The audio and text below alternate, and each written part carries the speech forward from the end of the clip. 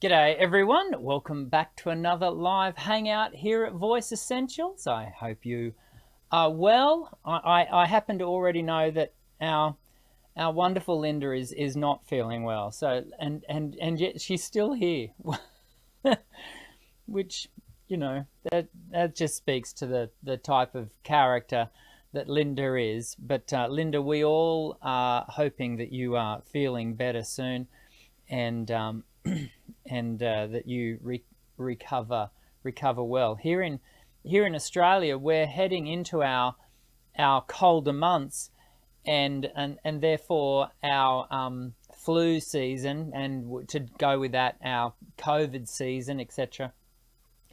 I have got so many students, Linda being one of them, so many students sick from the local area at the moment. I didn't get them sick. They are sick because of all, it's just where there's just a lot of virus going around at the moment here in the larger metropolitan area of Brisbane, which is where I get most of my in-studio students from, but also my online students. So Linda, hoping you are feeling better very, very, very soon. And Linda, if you find yourself not being able to go the distance today, health first. I said that to you in the email this morning. Health first. Okay. And health first to the rest of you too. I hope you're all feeling well. I was thinking just earlier, we are nearly in June. This is the start of my fourth last week of teaching for the first semester, the first half of the year. Where did that go? I know we say it every year. It gets quicker and quicker and quicker the older I get, and I know many of you know that experience. But that's all good. The year is progressing well. For those of you who were thinking that we were going to have a live guest today, you are not mistaken. We were to have a live guest, but the live guest had double booked themselves, and the double booking was far more important than what we needed to have her here, because we could reschedule our end of things. And so Dr. Shannon Coates will be joining us again a little bit down the track in a few weeks. So today what we're going to do is we're going to do a mini topic. We're going to be talking to well, let's just get straight into it, shall we? And before we do, a big hello to everyone sitting already in the live chat. You can leave your questions in the live chat. Linda, as of this moment, Linda is waiting to take your questions and put them into the live doc, and we may get to a couple of them after the mini topic today, and we will do another Q&A next week. So any questions we don't get to today, we'll certainly hold on to those in preparation. I think I did make just that. I think that is a made up word. Preparation for next week. So oh dear, it's all fun and games here until someone hits buttons like this. So today we are going to be talking about breaking into the biz, taking that step from purely amateur, non-vocational, avocational singing, which is not a lesser than scenario than vocational, professional singing. It's just one you earn money from, the other you don't. You're still doing the singing thing. It's still all singing. But there is a range of things that for those of us who do want to break into the biz, we need to really think through. Now, in our short discussion today, I am not going to cover it all, but I am going to cover some really important points, 5 points I've got for us to really consider in that taking that step. And of course, many of us here at the Voice Essentials, within the Voice Essentials community, are avocational, with no intention to go and take that step of earning some coin. But, stick around, because you may, in fact, find that there are some things that you do garner from it, and some reminders that are just as handy, this side of that financial fence. Alliteration. You see what I... Financial. Yeah, anyway, I'm going to move on. Let's get into talking about this discussion, shall we? This talking about stepping into and earning some coin from our... Oh, hang on a second. Let me just hit the right... I've got to hit the right buttons. That's the key. Now, I'm going to get this one out of the way first. So don't think that they're all going to be pretty, uneventful like this one. Developing your vocal skills. It's so important. And much of what we're going to talk about today is about laying the right foundation for being a professional singer, for stepping into this, in one sense, heightened space. Because there is, and speaking from experience, there is another layer of pressure that comes from singing for coin. Now, you may already be a professional singer and you go, oh, I don't feel any pressure. And you may not. But I can tell you I did. I always felt there was a flavoring of pressure that came when I was having to sing, because someone's handing me their money for me to sing. And so I always wanted to really do a bang-up job. I really think that should be the approach of any singer who is publicly singing, but certainly there's that little bit of extra spice that goes with professional vocals. And so getting your technique right, making sure that your voice has been developed to a point that it can carry not only that extra pressure that I'm talking to, but also what is often for professional singing, a sustained vocal, the vocal fitness, because in many contexts, you're not only singing one or two songs, you're now singing a full set. Perhaps you're doing a 45-minute set. Perhaps you're doing multiple sets in a night. A lot of gigging singers will be doing, 3 or 4 sets of 45, 50 minutes.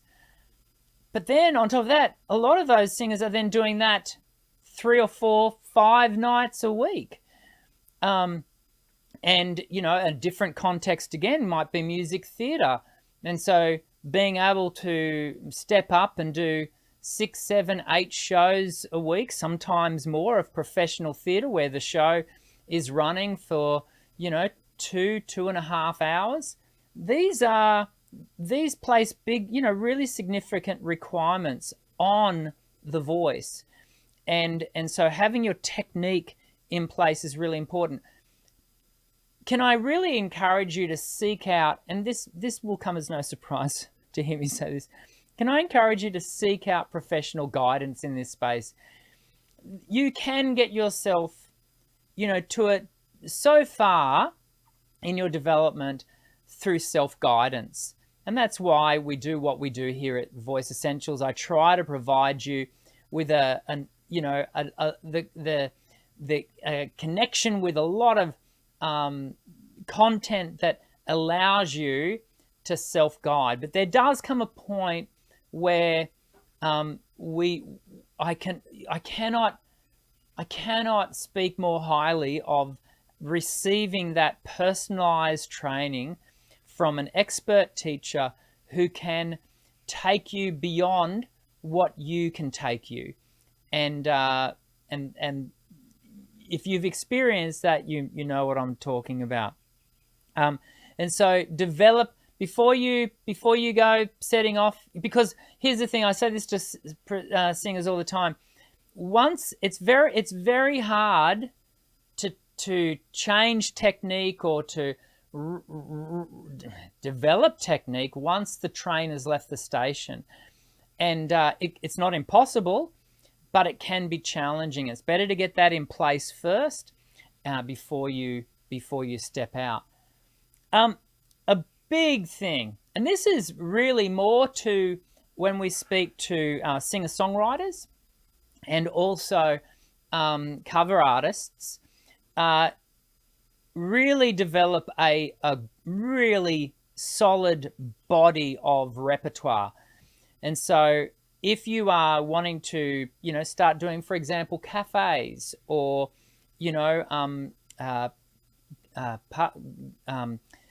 working in pubs and clubs, maybe on a Sunday afternoon where you're kind of that light entertainment in the beer garden, having 30 to 40 songs is the place to start. It's certainly not where you should sign off and go, okay, well, I've learned 30 to 40 songs, that's all I need to do. No, that's where you start and you build from there, because a really good singer and a good band has a variety of playlists that they can, and set lists that they can plug and play at any moment, because in a gigging scenario, you can have set, say, for example, you're doing 4 sets and you've set yourself up with, 40 to 50 songs to play over those 4 sets. And then the demographic completely changes on a particular night. Maybe a hens group come in and they're just wanting to do the nut bush and have a lot of fun. You've got to be able to change your set list accordingly. I don't think you need to have 80 to 100 songs before you start, but certainly if you want to have 30 to 40 well in hand, songs that you absolutely can really count on. A good way to go about identifying what songs can I do, jump on to some of the local bands in your area. I'm talking particularly cover bands here. And sometimes you get to them through agencies or whatever. Often they will have on their website their songs that they play. They do that for prospective clients. And if you can jump on and find 4 or 5 of those groups and then download their set list and then identify what are the recurring songs across those 4 or 5 bands. That probably gives you a good insight into, what are the absolute musts that should be on your set list for your local area. That's a good place again. It's a good place to start. Now, if you are a singer-songwriter where you are developing your own repertoire and writing your own songs, then I want to encourage you to, you've got to have more than 10 of your own originals, and you're going to develop those as you go along and continue to write, which is great. And they want to be performance ready. Singer-songwriters, workshopping your songs in front of a live audience, not the best idea. Sometimes in front of an open mic can be a good thing. We'll talk more about that in a moment. You can workshop in front of an open mic. In front of a paying audience, probably not the place to do that. So have some really well-developed songs of your own, but also have some covers.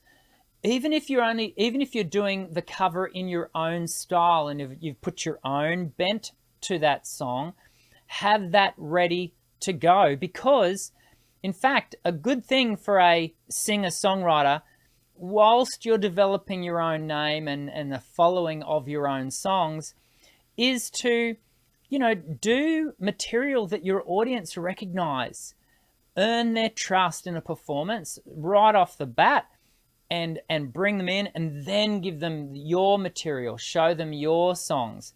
Often in a singer-songwriter scenario, the audience is there to hear you. And this, again, we're speaking to when you're starting out. And so having a collection of covers for yourself to do is a good thing to do. And also back to our gigging singers, our cover singers, think about a variety of genres. I mean, certainly you might, the predominant part, you might be pop rock, let's say. Then that's cool. But have a small handful of jazz. Have a small handful of indie folk. Just be ready. And this is about building that broad base to work from. Networking and self-promotion. This is, I'll be honest with you and say, the networking was actually always my weakest part of my professional career. I had a number of weak parts, but networking, it's hard. And I think it's hard for a lot of artists. You know, this idea of connecting and interacting with others, but in so many respects, this is a team sport. And so your ability to interact and engage, and whilst I say it was a weakness, that's not to say that I wasn't aware of it, number one, and number two, that I didn't work on it. I worked really hard on being able to network well with my peers and with industry professionals. And so I want to encourage you to do the same. You can't get away from this. You do have to self-promote. It's the industry that we're in, and it's a double-edged sword. The social media space. On one hand, the negative of the social media is it's basically just dilute. There's so many people on social media and online, on Spotify, and this is where most of us find ourselves putting our music, and even YouTube, if you've got a YouTube channel, putting yourself up on Facebook, Instagram. These spaces are important because you can really start to develop a community around your art and around your singing and voice. But please don't see them as the silver bullet to your success, because if you do, it's likely that you'll be rather disappointed. It's a very slow burn, social media, and it requires consistency and quite a bit of interactivity on your behalf. You know that here at Voice Essentials, we've been doing this live show. You know, we've been doing this live show for 8 or 9 years. There's a reason. It took forever to get our first 1,000 subscribers. Then it takes you another forever to get to 10,000. It's a slow burn, and you've got to front up consistently. If in this area of networking and self-promotion, if there is one word you can take away from this, it has to be consistency to gain that visibility, because it's a noisy space, and for you to cut through, you've got to be there. You've just got to be there all the time. You know, think about, as far as the networking, think about open mics. You never know who you'll meet at an open mic. If you're a standalone singer and you're looking for a guitarist, as an example, you will find guitarists at open mics. If an open mic is being attended to more by any instrumentalist, it'll be guitarists. Music festivals, industry conferences. Here locally to my area, we have an industry association called Q Music. That's what they were last time I checked. These groups do change their names. And they put on events and workshops, and get out to these things, network, and also start to think about your personal brand.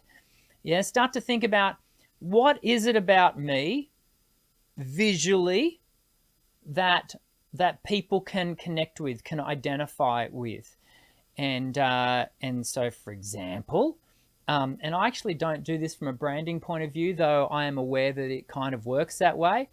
You'll always see me with a hat.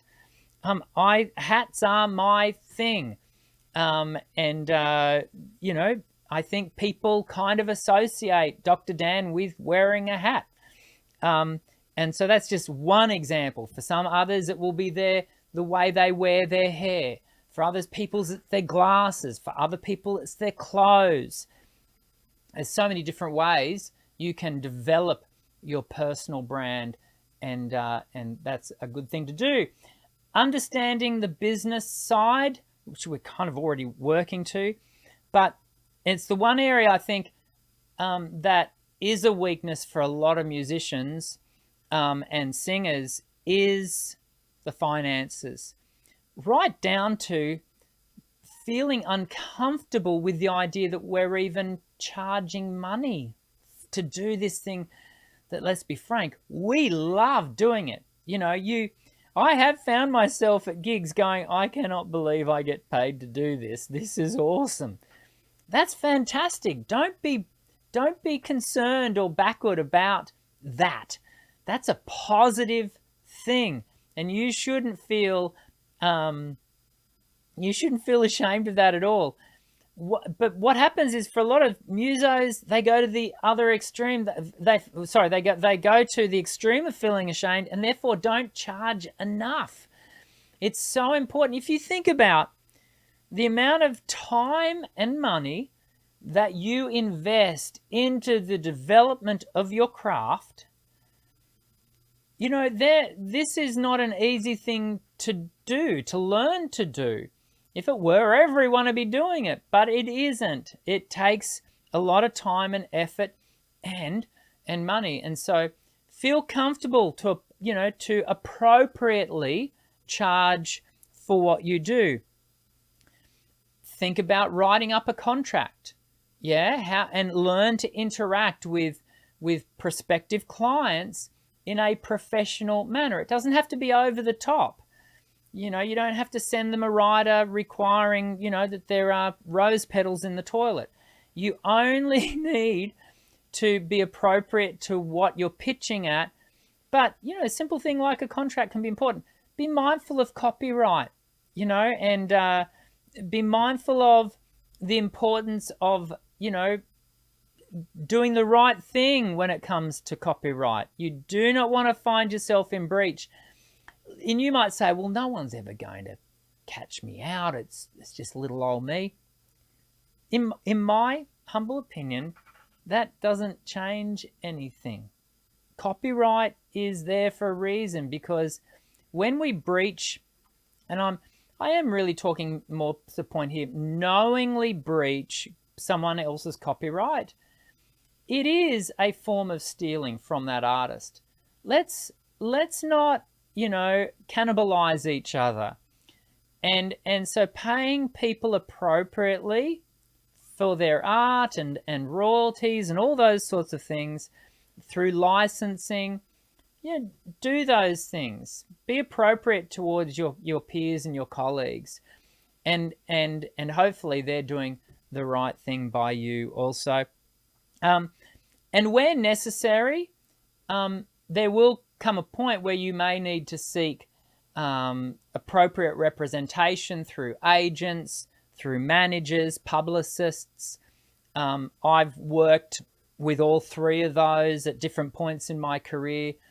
They, not going to lie, they have their own challenges, each one of those groups. And it's also important when working with these three professional groups to build a sense of trust, and that I'll just say it like this: that trust needs to be mutual, and you need to be able to trust them, and they need to be able to trust you, and it's a two-way street. And unfortunately, there are too many stories where those relationships can become toxic. And so be mindful of that as you go into it. And that's probably best we all say about that. Finally, I do want to just speak to your mental and physical well-being. What you are about to embark on doing is a challenging thing to not only start doing, but to sustain doing. And in part because you are going to get a lot of knockbacks. For every person that's going to love what you do, there's going to be 99 who are not that into you. And so when you're first starting out, finding those places of positive connection can be really hard going and can really wear you down mentally, emotionally, psychologically. And so I want to really encourage you to gird your loins, really be prepared. Do not see those knockbacks as unexpected. No, expect them. They are coming. Not if, but when. And so just be ready, because if you're thinking, oh, this is going to be smooth sailing, or this singing thing, it's just all, rainbows and unicorns. I went to say rainbows and lorikeets. Here in Australia, we have rainbow lorikeets. Rainbows and unicorns, it could be lorikeets. It's not. It's going to be a challenge. And, at those times, a good question to ask yourself is, well, what would you rather be doing? That can be a really helpful question at times, because, when you get those opportunities to do what you love and someone, pays you appropriately for that at the end of a gig, sometimes weeks and months later, but when you do get that coin, you think, man, this is cool. I'm getting paid to sing. That's awesome. But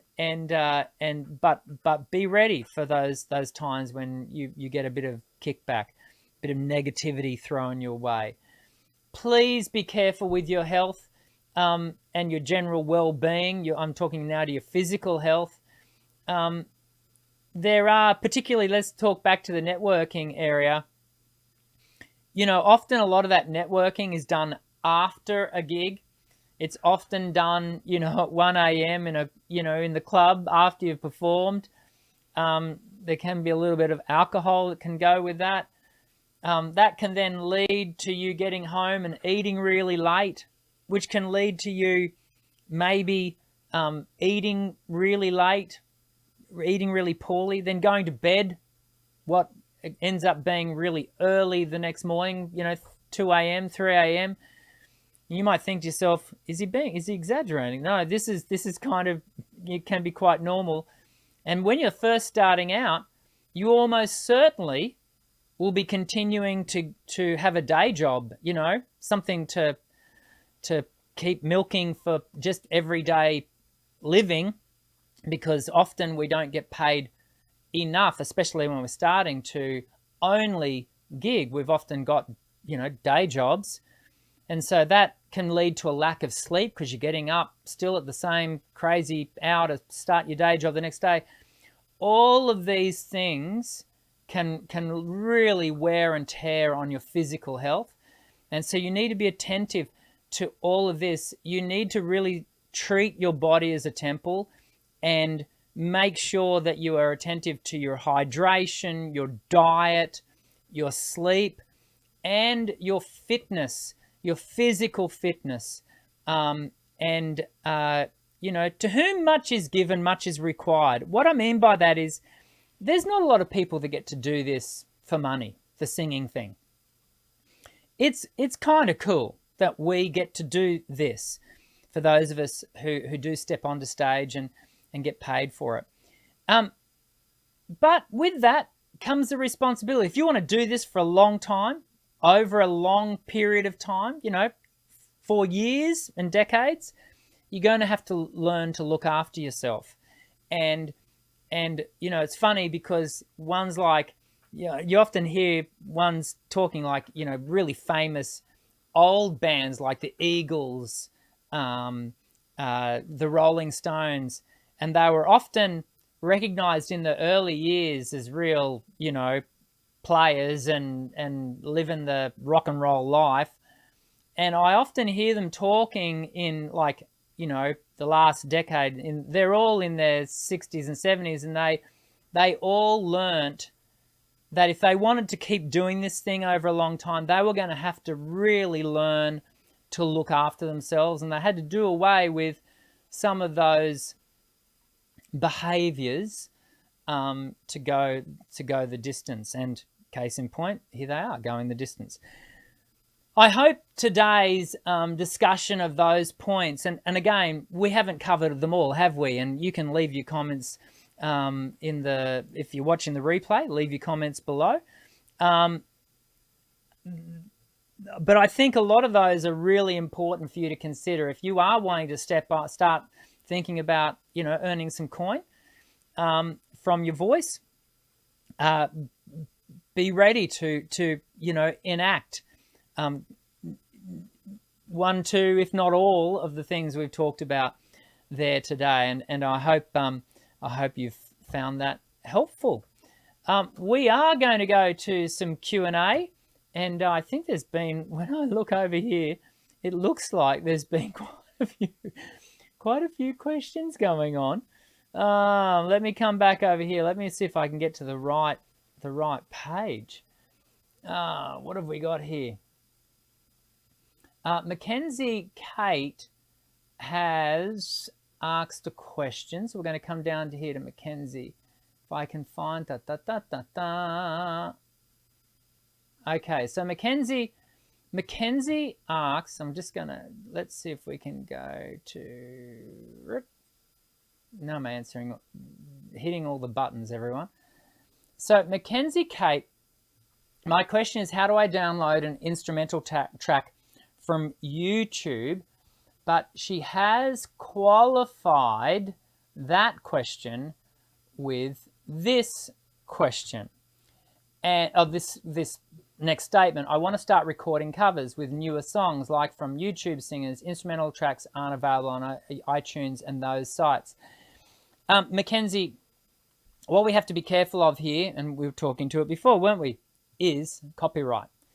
And so there's, firstly, you should never download a track from YouTube to use for your own personal use in, you know, recording covers or what have you, because that, to my understanding, would be a breach of international copyright law.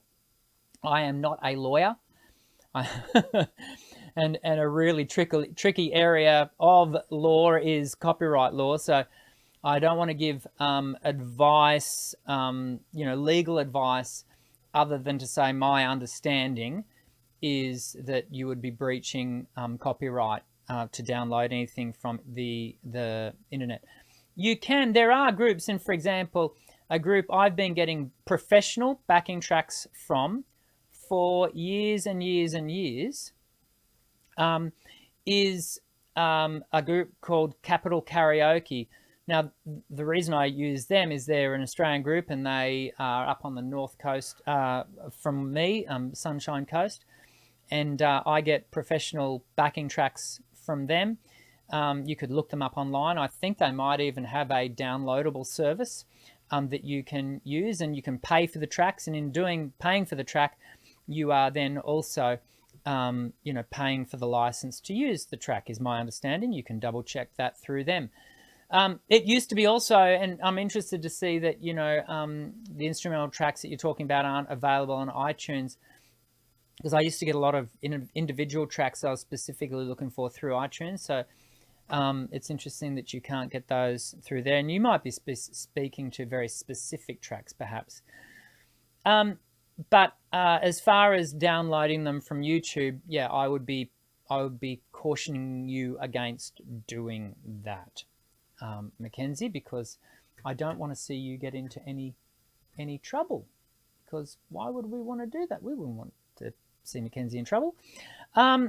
This next one is from Mr. Fomiardi.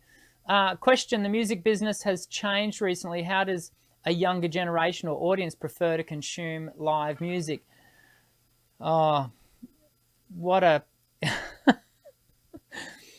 there's a whole discussion on that, isn't there, Mr. Fomiati? Yes, it has changed significantly. And one of the challenges I think we're facing here in Brisbane, it gets spoken about a lot in local media, is we've got some really significant venues that have been significant live performance venues.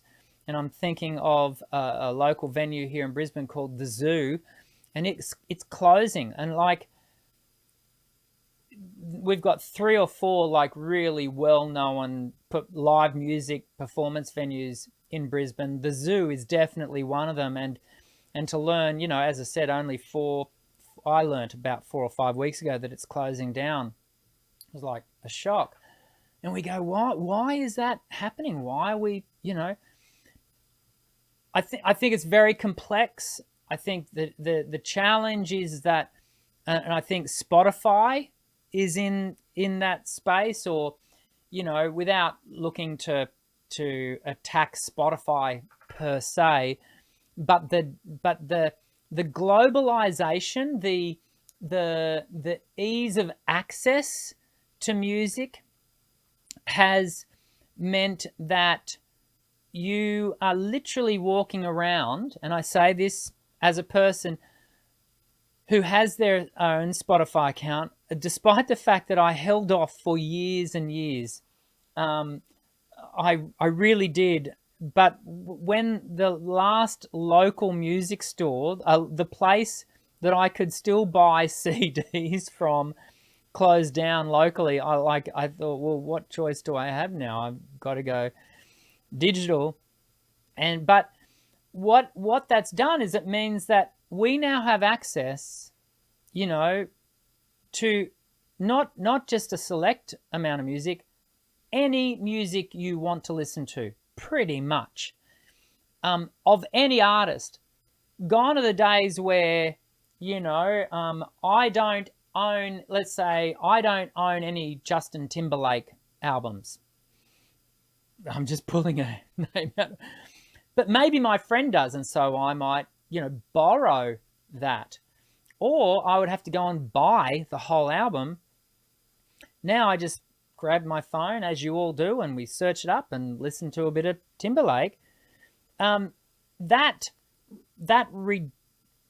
ease of access has an impact, and that one of the impacts is that it completely dilutes. Some would even argue, I think, that it removes any value that we place on that item, and that music in this instance.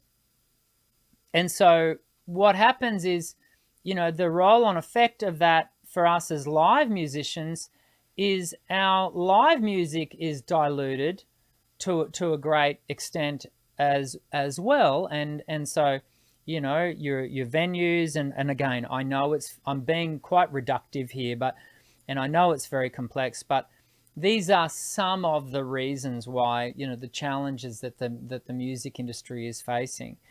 And I don't know that it's purely the younger generation, though. I think the younger generation, Mr. Fomiati, we may find ourselves pointing the finger at them because they don't know any different.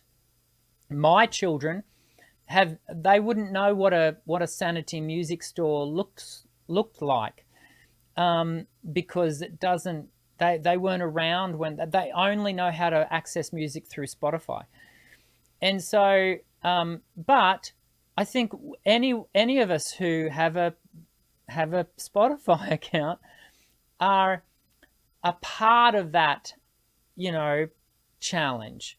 I'm not saying we're responsible for it wholly and solely, because I don't think that's helpful. But I think that's a part of the discussion, and it's a very difficult one facing the music industry as a whole.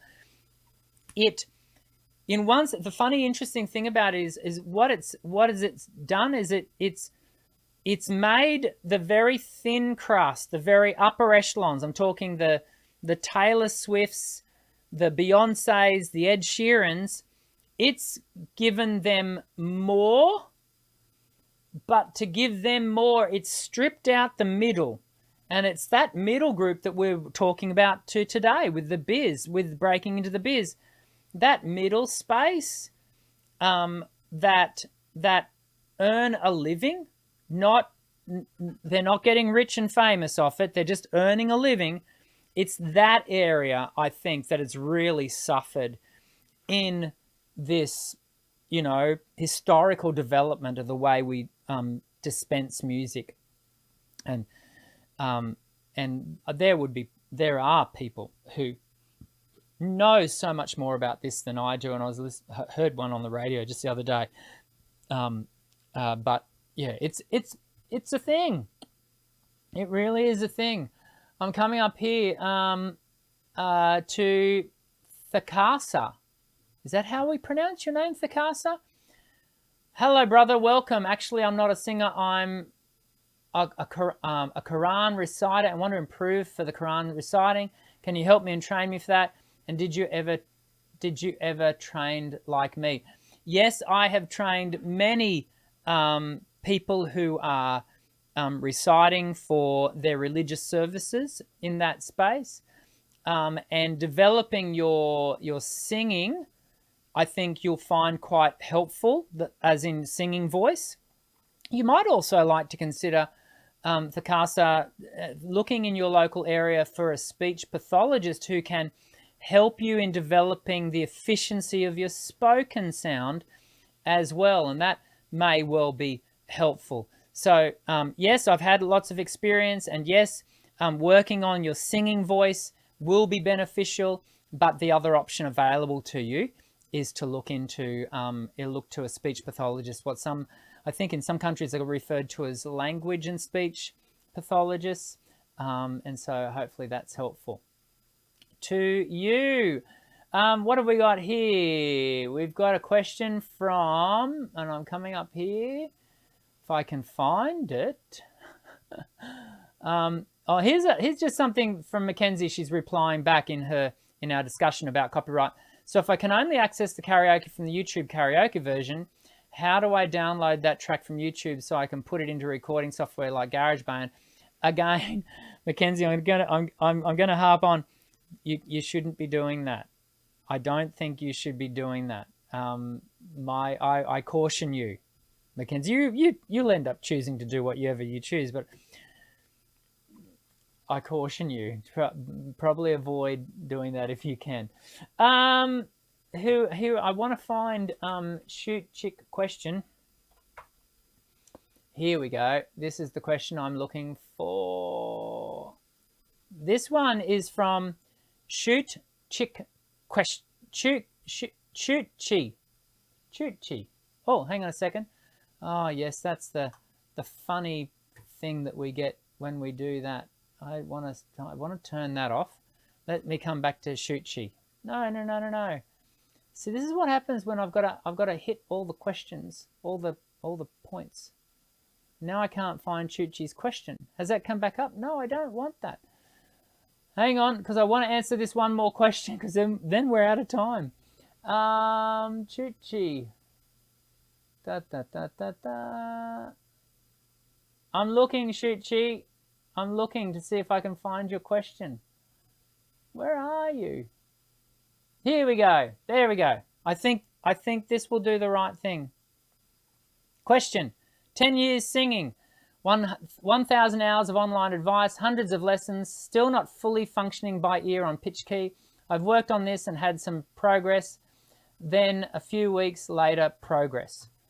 Well, that's good. Can an adult be... Oh, okay. So then we've got this next point to your question. Can an adult be perfect pitched? No, they can't. Developing your pitch is important, and you should continue to develop that, but not to a point of perfection. It's an impossible goal. You will always have a level of imperfection around your voice, and so become comfortable with that firstly, but that doesn't mean we remove the need to develop our pitch accuracy. And so you said here, back where I can find it, this thing point here, 10 years of singing, 1,000 hours of online advice, hundreds of lessons, still not fully functioning by ear on pitch and key. This is an area that for some people is a bit more challenging than others. You haven't made this clear in the question, but often this is one of the areas where you are best serviced by private, one-on-one singing lessons, where the singing teacher can really help you to refine your pitch accuracy. There is software that you can use. Things like Sing and See are helpful, but really working with the singing teacher to develop your pitch accuracy is something that I would encourage you towards, Shuchi, and I think you will get, better value from that. Okay, I am going to go to Dean's question. Just one more, because then I do have to finish. Dean has asked, most modern releases in the US and West Europe seem to have pitch correction on vocals that removes emotion from good singers. Is pitch correction mandated by music industry? No, it's not mandated by music industry, but these days it's mandated by the audience. I say that a little bit tongue-in-cheek because really we're talking about, is it the chicken and the egg here? At what point did that requirement shift? I don't think full-on pitch correction removes emotion. I don't know that I fully subscribe to that thought, because I've heard some wonderfully emotive songs that are pitch corrected. I take your point, though, is that if pitch correction is used, really like as a broad brushstroke that's quite poorly implemented, it can really strip the music of color and emotion. And so I understand what you're saying. Remembering that pitch correction has been around since, I think it's been around since the 50s and 60s. It wasn't automated. There were studio engineers, and their job was very finicky, and it was an art form. And they would stretch tape, they would splice tape, they would do a number of different things to the physical analog tape to correct pitch. We weren't aware of it because it was all being done behind closed doors by very select individuals. The advent of what we now know as auto-tune, and with groups like Melodyne and Antares and other, there's plenty of digital software now that will pitch correct. Just means that we're more aware of it. The reality is pretty much everything you listen to, even if they won't admit it, the artist has been, corrected and doctored in some way, shape or form. And pitch correction is only one of the many different things that can be added to a voice to make it sound 1 billion times better than what you and I do when we record ourselves through our smartphone.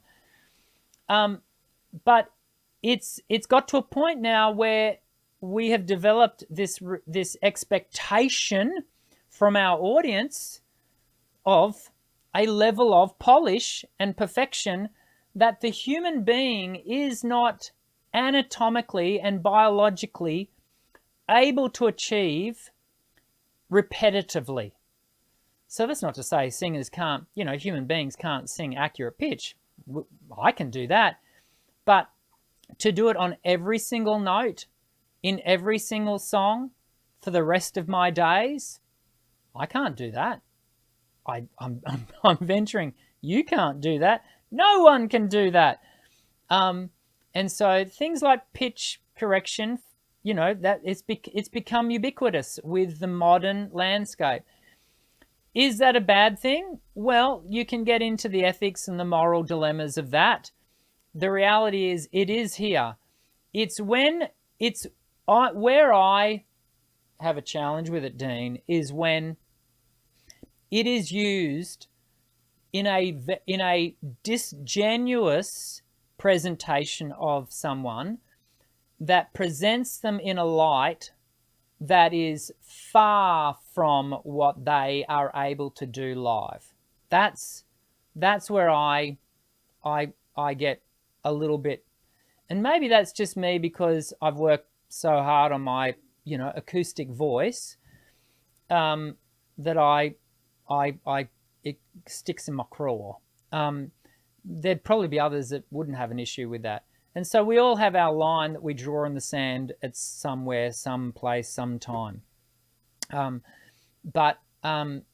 Yeah, I think the reality is that it is everywhere, even when you don't detect it. And the modern versions of the software, it's in the right hands, it's undetectable. You can't hear it. And so yeah, that's my thoughts on that, for what it's worth. I hope you've enjoyed today's live hangout. We covered some good ground today. Pitch accuracy and the music industry. And hey, leave the thumbs up if you've enjoyed today's live hangout and chat.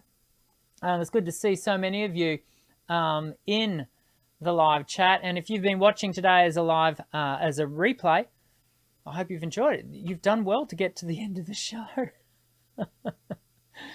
And I hope you are well. Linda, I hope you are feeling better sooner rather than later.